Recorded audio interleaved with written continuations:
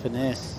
And right underneath the peak, and who we got here? Oh, dropping in, pulling up. Oh, And that is the answer for the Prodigy. All right, we are back. This is the Lineup Podcast. I'm Dave Prodan here with Mitch Salazar. It is time to talk about the Vissla CT Shaper Rankings. Shaper ranking! Now in its third year. Quick reminder of how we score the Vissla CT Shaper Rankings. It's a combined men's and women's ranking. We count all the surfers finishing in the quarterfinals or better.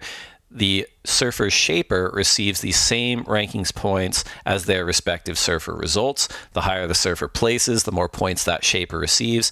And we will track the Vissla CT shaper rankings from the first event at Pipeline through the final regular CT season event in Tahiti.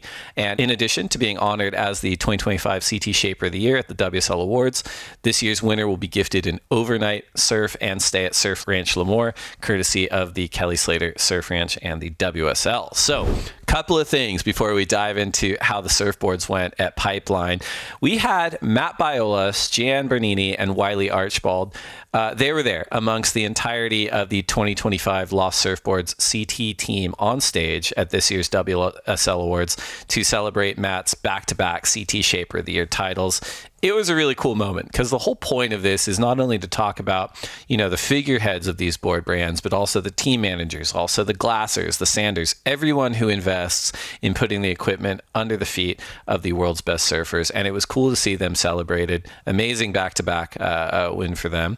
It does feel like all the teams are in the mix this year. You have 2025 rookie Nadia Arostarbe. She's adding some international flavor to the Aussie-centric DHD team.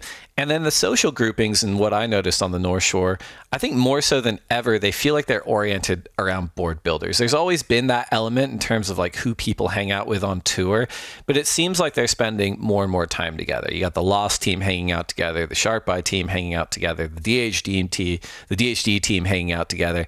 And of course, the Channel Islands team. We mentioned it before in the winners and losers segment, but when the dust had settled, it was Channel Islands. They vaulted to number one spot on the Vissla CT Shaper rankings.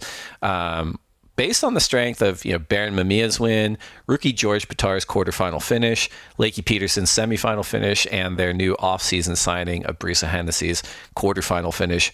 Really impressive. But across the board, Mitch, what did you notice equipment-wise from that first event at Pipe? Well, I feel like a lot of people are riding some newer and improved models. Pizel has a couple of new models out that both John and Tyler Wright rode. It seemed like Tyler was on one of those new ones. And, of course, winning. That's an exceptional start for John Pizel's career in 2025. Unfortunately for him, he doesn't have too many riders. I think in terms of the Channel Islands team, they looked really good. A lot of CI pros. It seemed like a couple of those CI happy every days were also being ridden during the free surfs when it was smaller. I wouldn't be surprised to see a lot of those guys actually ride those equipment or the same kind of equipment at the Surf Ranch either in Abu Dhabi, just because it's such a steep wave. But in terms of mayhem, he's got a couple new models. The Big Wave Driver, which is something that I've been riding lately. It's really good for those smaller days at Pipe. You want the Driver 3.0 just a little bit bigger for a taller, larger guy. And, of course, Step Driver and the Whiplash, they're two most common equipment right there for steeper and heavier waves like we saw at Backdoor and Pipe. Unfortunately for them, not a single male made it into the quarterfinals. But overall, I just feel like we're getting into a point where equipment is just so good. There's very few things that you need to fine-tune in order to get those perfect shapes. But a lot of good results for Channel Islands. And I think them having Lakey Peterson back full-time on the CT is going to be major for them. She's won in the pool before over at the Surf Ranch. She's going to be a threat in Abu Dhabi. GP, though, big, strong result for the rookie out of Sydney. I feel like he's going to be a major addition to their team too, Dave. That's a great point. We talked about it before the season. The last few years, of course, the way this works is not apples to apples. You've got different tiers of programs, different team sizes. And the reason we haven't adjusted to correct for that is we want the surfer agency to factor in to how these shapers are performing. It's like the world's best surfers, they can ride for really anyone in the world. The fact that they migrate to some of these teams like a Lost or a Channel Islands or a Sharp Eye or DHDJS, that's up to them. And it makes sense that we kind of bake that into how we're assessing performance at the very, very elite level of the championship tour. We've talked about in the past, there was kind of 3 tiers previously, but we even mentioned it ahead of this season. It's shifted almost into 2, right? You have kind of these bigger programs with, half a dozen to 10 surfers on them. And then you have a bunch of like 1 and 2 groupings on tour. It's important to call that out because, a shaper like Timmy Patterson, who's been respected for decades, has primarily just had Italo Ferreira on his program on the CT over the last few years. This year, he adds Mexico's Alan Cleland Jr. I gotta say, I was kind of watching this kid last couple of years, really. He is no slouch. He is an absolute hitter in really critical waves. He's exciting in smaller, high performance waves. Mitch, you probably have a little bit more insight into Alan as well, but it is cool to see him get matched up with Italo on the Patterson team.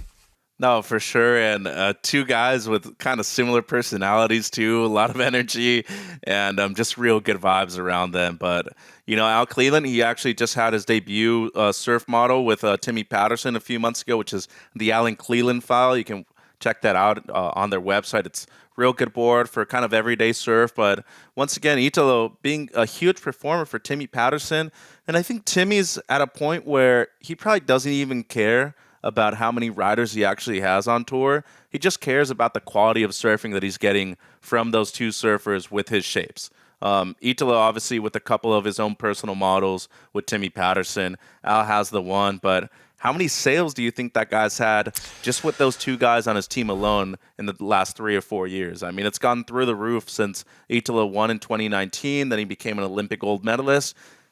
He was on the beach as happy as anybody else. He was happier probably than Matt Biolos was when he received his award on stage at the WSL Awards. Timmy's just that guy that's cool. He's chill. He doesn't care really about the results. He's just like, you know what, dude? My boards work. I shaped way before a lot of these guys even started doing that. I taught Matt Biolos how to shape, actually, which is something that Joe mentioned on the broadcast. And it's cool. As you said, those smaller teams, those smaller market teams, they do very well in the end as well. And another guy, Chris Borst, once again, another final with Caitlin Simmers. And that just goes to show you there's great boards worldwide, regardless of the location you're in.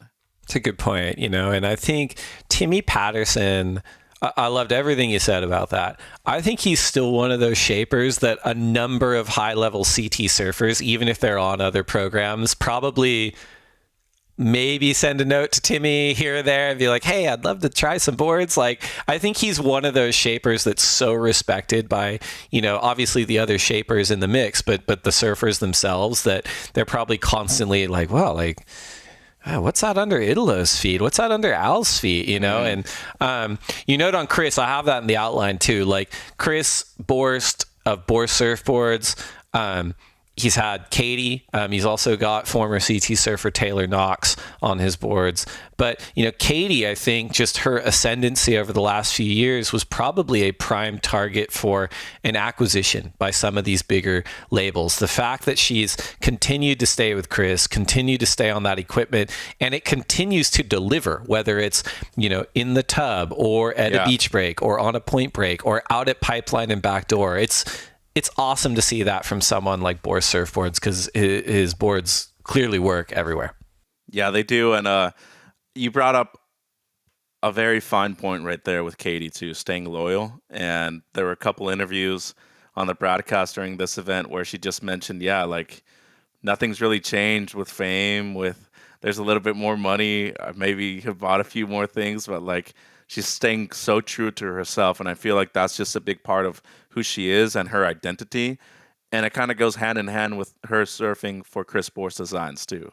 That's the kind of loyalty you've seen for more than 3 decades with the guys at Channel Islands and the relationship that they had with Kelly, the one they've had with Dane Reynolds, among others. And I think you're going to see that with a lot of the guys on the Mayhem team too. Griffin, Crosby, Cole. I don't think those guys are really going to be parting ways with him anytime soon. And it's just really awesome to see that kind of loyalty within a brand, and especially with the small community like it is surfing worldwide, Dave. It's a great point. We talked about how dominant Lost Surfboards and Matt Biolis, Gian Bernini have been over the last 2 years. Last September, we had a kind of a fun conversation with Dylan Tucker, Miguel Clemente, our producers, and then you and I doing a mock draft for what would have to happen. And of course, it's all for fun. We have got no insight, right? But what would have to happen amongst the CT field for someone to challenge the heavy hitter of Lost Surfboards on tour. And I pulled up our results. Mitch, I don't think you and I did very well at the mock draft at the moment, but I'll read him out. Dylan Tucker, he was mock drafting for Sharp Eye. He went with Gabriel Medina, great pick at the time, but unfortunately a no-show at Pipe. Sawyer Lindblad, she got 5th. Imai Kalani DeVault, 32nd. Bella Kenworthy, not the result she wanted. And Rio Waida, 17th. Mitch, you were drafting for Pizel. You went Betty Lou, Sakura Johnson. She finished with a 9th. Crosby, unfortunately, no show with the injury. Sally Fitzgibbons, who I expected a lot more of, she got a 17th. So did I. Yago Dora, who we all expected a lot more of, 32nd, and then Cole Houshman, 17th. Not great. I was drafting for DHD. I went with Ramsey, who I felt was a good pick, got a 17th. Joanne DeFay, no show, unfortunately. Ryan Callanan and Jordy Smith, both 17ths, and Gabriella, 9th. I like my team, but did not deliver. I think who won the mock draft was actually Miguel Clemente. Miguel, who are you drafting for? I gotta look it up now. Cheated. Oh, you were drafting. Miguel was drafting for Channel Islands, who are now in pole position on the Vissla CT Shaper rankings. Went with Aaron Brooks, who got a 9th. Nadia Arastarbe, who got a 9th. Kanoe Igarashi, who got a 9th, but then went men's finalists in Barron and Leo. Why did you pick Barron? He's already on the team. Oh, whatever. I know. Yeah, maybe that's cheating. Anyway, Miguel definitely won the fantasy mock draft, and Channel Islands, they're running away with it at the moment. Dude, 25,575. The next person in line, Sharp Eye, 1863, and then behind them 10830 DHD. Like, that's pretty absurd. They had 4 people making it into the quarters or better. Totally. And I mean, they've got a diverse team. Like, you could have looked at someone like a Zhao Xianka, who you would have been like, oh yeah, that could be someone for sure at Pipe. As I was sending the wrap report to the shaping community on here's the top 5 coming out of Pipe, I was going back through, I'm looking for the email format, and I'm like, okay, we'll find one from last year because we do it right away after every event. And I found the Pipe format to kind of copy paste a little bit and update. So this did bring me to a hold your horses moment just on the rankings coming out of the opening event. Channel Islands was actually in pole position coming out of Pipe last year. Obviously Barron won, but they're sitting at 14,745 points, just ahead of Sharp Eye, and then DHD, Lost, and Bourse. They're all kind of in the mix, and we all know how the season ended up. So any thoughts there, Mitch? Does it feel different this year for Channel Islands sitting in the front spot coming out of Pipe than it did last year? I think the addition of GP, George Pitars, once again, I think that's going to be huge. He's done very well in Oz as a wild card at both Bells and in Margs. He made the semis last year, lost to John in Margaret River. He's done very well at Snapper at the CS level. That's now a Championship Tour event once again. I feel like Bella Kenworthy's kind of a wild card in there just because she does have an injury right now. I don't know how much that's going to affect her. Luckily, after Abu Dhabi, there is a month in between where I would think all she's going to do is a lot of PT in order to do that. Lakey Peterson back, that's huge for them. I think Imai has a lot more to give. I was kind of really bummed on the way he surfed at Pipe, honestly. There's so much more potential with Imai. I think we all have seen it before. The big question, is Barron actually the contender for the World Championship that we all think he is in 2025? If he can get on a roll, make it to several quarterfinals, especially with how good the back end is. He surfed multiple amateur events at lowers. We've all seen him do great there, and free surf clips too. Fiji, obviously, making it to the quarters last year. That's where the finals are at now. And in Tahiti, dude, it's just a replica of what he's been able to do at Pipe the last few years. So that's the biggest X mark right there, the biggest question mark. Can he keep up that consistency for Channel Islands and compete for the World Championship? Yeah. Well, let's stick on that point just for a moment, and let's just do like a little bit like snap reaction to the current front runners. You got Baron Mami on the men's side, Tyler Wright on the women's side. We're heading into Surf Abu Dhabi. Like, what do you think about both their prospects there, Mitch? It's a great question. I hadn't put too much thought into Baron because I was still riding the high off of this event. It's a really tough wave when you're comparing yourself to Phil, to Gabe, if he comes back, which at this moment it seems like he won't. I know that Matthias Erdi just got a wild card too. He's going to be a major threat there. Yago, you have all those guys that you know are going to perform there. Kanoa included too for the Sharp Eye team. Right. Baron needs to bring his A game, and every wave needs to be surfed like if it were a final. He's not bad, but he's not the best. To me, he's kind of in the mid-tier pack right there. So I'd say if he's available on your fantasy team and you want to go for it, go for it. But he wouldn't be my power surfer. That's the way I would put it. He is like, I will say, I think he skews a little bit faster and a little bit more electric than your standard kind of pipe specialists. Like, I think depending on how it goes at Abu Dhabi, I can't honestly remember if I've seen a lot of him in the wave tanks, but like, he could be all right there. I think Tyler, she's got experience out there. We'll see how she goes. I think both of them can perform in Portugal. And then you kind of end up with these like 4 left-handers in a row. You've got El Salvador. I think both of them look good. You get Bells Beach. Tyler's got the experience out there. That to me might be a little bit of a hang-up for Baron. I can't remember him performing that well out there. Although I'll add that historically Hawaiian surfers do very well out at Bells Beach. Like they just kind of have that little extra sizzle. Snapper Rocks, I think both of them are legit. And then you get to Margaret River and Lowers, like it feels good for both of them in a way. And then you wrap it up with Rio, J-Bay, Tahiti. I think they look pretty good for a finals crack in Fiji. Are there any like weak points for you for the current front runners, Mitch? It's the next event. The next event's a tough one. It exposes everybody's flaws is the thing. Like you can be as good as you want outside of that in the ocean, but like here, it's like the wave's there.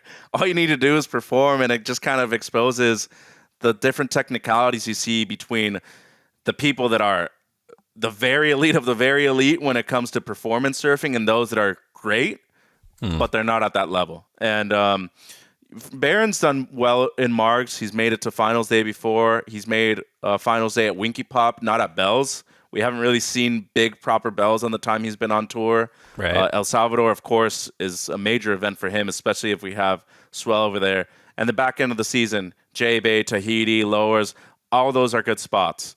Same thing for Tyler. She's won at the majority of spots on tour.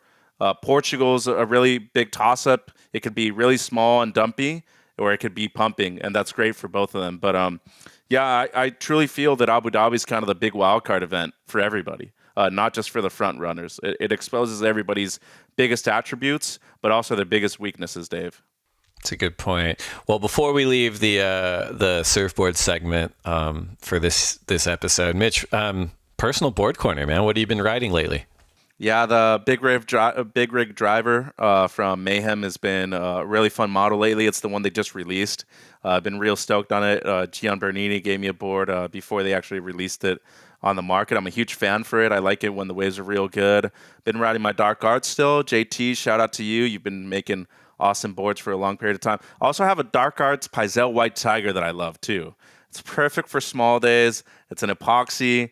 I'm big fan of it. It has a lot of buoyancy on it. And then, of course, every now and then I have to step up to my Timmy Patterson IF15, which is a 6.6. But I really bring that out when it's been big. I think so far this winter I have ridden it a few times just because we had a good amount of swell in late November, early December. Outside of that, it's really been standard shortboards. Dave, what about you? Well, man, I'm not as diverse a quiver as you at the moment, but I've got my my Merrick twin fin altered, although I'm calling it the MTFB for Brit because I think he put a little bit extra spice on it. I've had a few of these for true heads out there. They'll remember, 2011 Dane Reynolds round 3 shitty Sanios against Roy Powers. He pulled this thing out. It's like a performance fish with like a sashimi tail. So it's like a really pulled in tail. Right. He rode 2-1 setup. So like 2 wider twin fins with a little trailer. And I was like radicalized on the beach watching that. I think we were all a little bit hungover and sleepy because the wave sucked. But I was just like, this is amazing. Like, he's doing full wraparound cutbacks, like smashing the lip, like huge airs. Everyone else was struggling to do like half a turn. And so ever since then, I've had a few of them. They're awesome boards. Like, they're amazing boards. I heard Eitan Osborne ordered one for the tour this year, the CS. So I'm excited to see someone throw it out there. It's so much speed, different lines, so much explosion. And the one I've been riding lately is in that ECT carbon.